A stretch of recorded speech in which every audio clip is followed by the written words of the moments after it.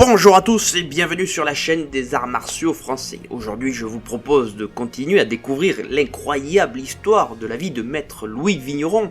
Une histoire qui est maintenant désormais accessible grâce aux travaux de Superfab, grâce à sa ténacité, à son goût du travail bien fait.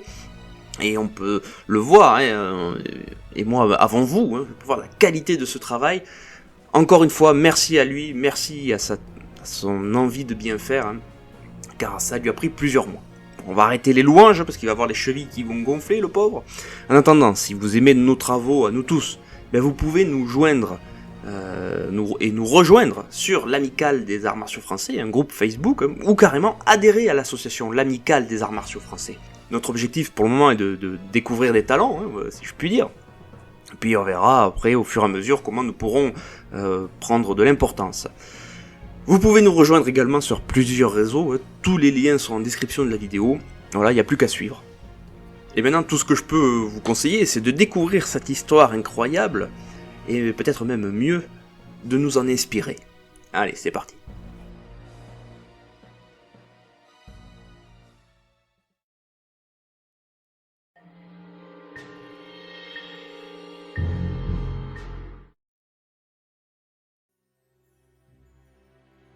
Vigneron à Saint-Étienne. Rotonde Saint-Charles. Ce soir, mercredi, à 8h du soir, première représentation donnée par la troupe athlétique sous la direction de Monsieur Rossignol-Rollin. Monsieur Vigneron, l'homme canon, portera sur son épaule une énorme pièce de canon chargée et pesant 305 kg. Il mettra le feu et, par son immense force physique, Monsieur Vigneron résistera, sans broncher, à la secousse extraordinaire occasionnée par ce surprenant exercice. Le pâtre Étienne luttera contre Monsieur Rousset, Monsieur Jamet contre Monsieur Lacroix et Monsieur Front contre Monsieur Antelme. Le prix des places, quand elles sont réservées, c'est 2 francs et au premier prix, c'est 1 franc.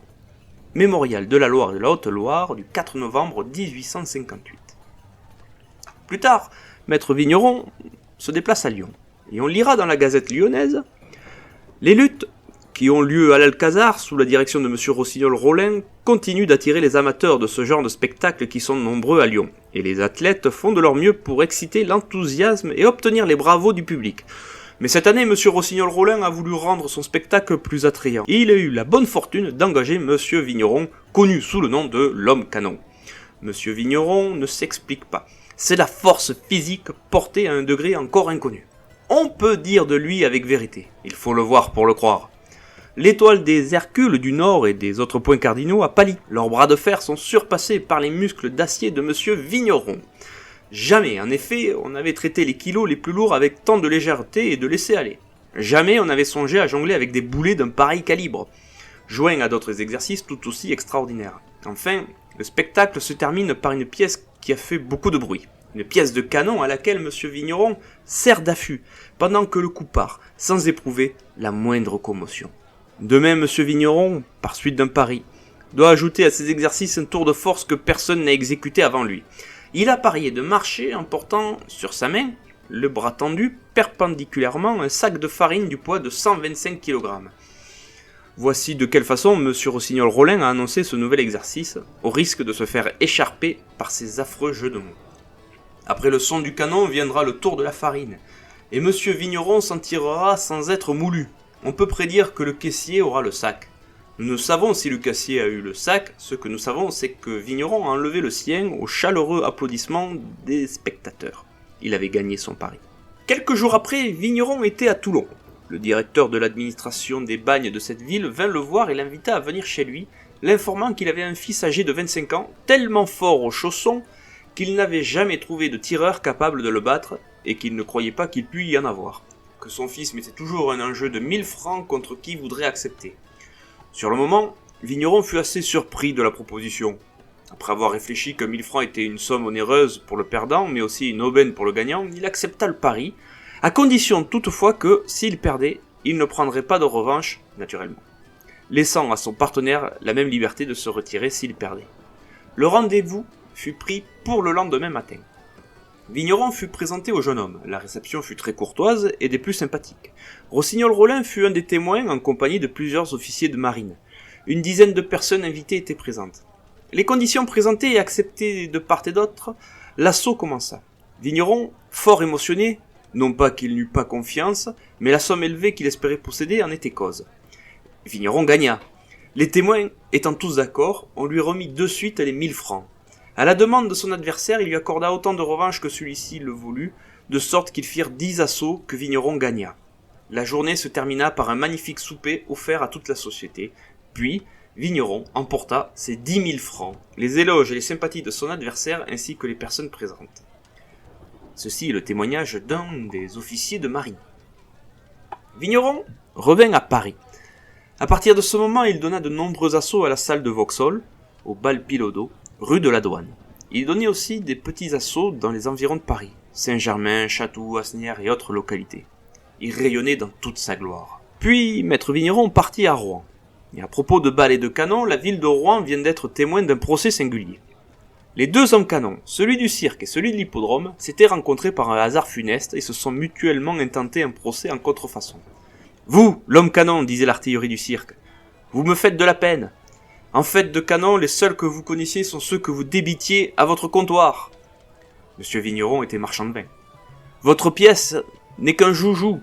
Vous trichez le public. À moi seul, inventeur et propagateur, ce titre glorieux. »« Mon canon, un joujou » exclamait à son tour l'affût de l'hippodrome. « Un joujou avec lequel j'ai cassé le bras à un monsieur qui assistait à mes séances. Avez-vous jamais cassé le bras à personne, vous, avec votre clarinette ? Clarinette ? Joujou ? Sapristi, nom d'un petit bonhomme !» Dieu sait si la querelle à propos de canon ne se serait pas terminée par une batterie sans l'intervention du tiers qui a décidé, pièce en main, que le vrai et seul homme canon était monsieur Roussel du cirque Napoléon. Ce pauvre monsieur Vigneron n'a pas de chance. Cassez donc des bras pour en être si mal récompensé. Extrait du Charivari, publiant chaque jour un nouveau dessin en 1859. Maître Vigneron rencontre Maître Charlemont. En 1861, Louis Vigneron, qui avait annoncé un assaut public dans la salle du Vauxhall, reçut quelques jours avant la séance la visite d'un jeune chasseur à pied, qui venait lui demander de tirer dans l'assaut. C'était Joseph Charlemont. « Qui êtes-vous et que savez-vous faire » demanda Vigneron. « Je suis prévôt au 19e bataillon de chasseurs à pied. Voilà des gants. Voyons ce que vous savez faire. » Après quelques passes, « Cela ira, dit Vigneron, mais il faudra venir travailler tous les jours avec moi. Tirerai-je à votre assaut ? Vous tirerez. Et avec qui ? Avec moi-même, dira Vigneron. » Charlemont n'avait pas tant espéré. Du premier coup d'œil, Vigneron avait reconnu que ce jeune chasseur qui manquait d'école, de méthode, qui, pour ainsi dire, n'avait pas eu de maître, était merveilleusement doué, qu'il avait une vitesse et une agilité exceptionnelles. L'assaut fut brillant. Vigneron, qui était bonhomme au fond, tout en ménageant un peu son jeune adversaire, lui donna l'occasion de développer ses qualités naturelles de rapidité et d'à-propos. À dater de ce jour, Charlemont fut classé parmi les tireurs de première force. En quelques mois, il acquit ce qui lui manquait et, dès l'année suivante, Vigneron n'eut plus besoin de le ménager. Rien n'était plus curieux que de voir ce jeune homme, leste, vif, bien découplé, aux prises avec ce colosse au poing formidable, à la jambe puissante comme une catapulte. Pourtant, il faut bien le dire, il y avait une disproportion de taille, de poids et de force musculaire qui rendait l'assaut peu sévère. Aussi, les amateurs, pour juger définitivement Charlemont, désiraient-ils le voir en face d'Hubert Lecourt. Charlemont, caserné au Prince-Eugène, place du Château d'Eau, note pour les auditeurs, il s'agit de la caserne Vérine, place de la République, à quelques mètres de la salle Vigneron. Fréquentait assidûment la salle Vigneron. Il y travaillait sérieusement, s'exerçant à donner la leçon et faire des assauts avec les élèves. Voilà pour aujourd'hui, petite partie supplémentaire sur la vie de notre cher Louis Vigneron. J'espère que cela vous a plu et vous donnera d'écouter la partie suivante qui arrivera sous peu. En attendant, amusez-vous bien, entraînez-vous bien et à la prochaine!